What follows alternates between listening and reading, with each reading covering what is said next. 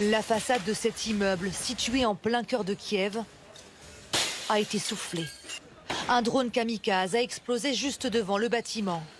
La capitale ukrainienne vient de vivre une nouvelle nuit de terreur. Je suis fatiguée, très fatiguée. Cela fait 2 nuits que je ne dors pas. Je n'ai plus d'énergie.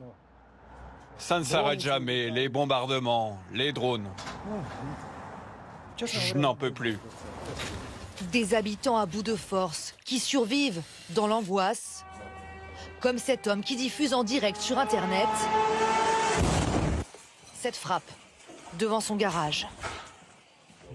Oh mon Dieu, c'est notre maison. Depuis 3 jours, la Russie bombarde sans relâche l'Ukraine. 355 drones envoyés par Moscou rien que la nuit dernière, un record. La défense aérienne ukrainienne est débordée, impossible de tout intercepter. Andriy dirige une brigade qui défend le ciel de Kiev. Le visage fatigué, il nous raconte que les drones russes sont de plus en plus efficaces. Maintenant, ils peuvent lancer des drones même lorsqu'il pleut ou qu'il y a du brouillard. On les voit sur nos radars, mais dans ces conditions, c'est très difficile de les détruire. On pourrait si on avait des armes plus modernes.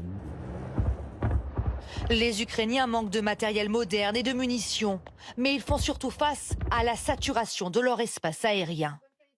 En combinant les drones kamikazes pas chers, les missiles de croisière, des missiles balistiques qui peuvent maintenant toucher la capitale.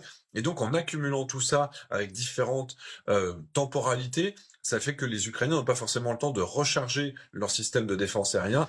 Selon les experts, les Russes auront bientôt la capacité d'envoyer jusqu'à 1000 drones par jour sur l'Ukraine, ce qui inquiète forcément les habitants qui se demandent tous s'ils pourront dormir ce soir ou s'ils devront passer une 4e nuit cachés dans des abris.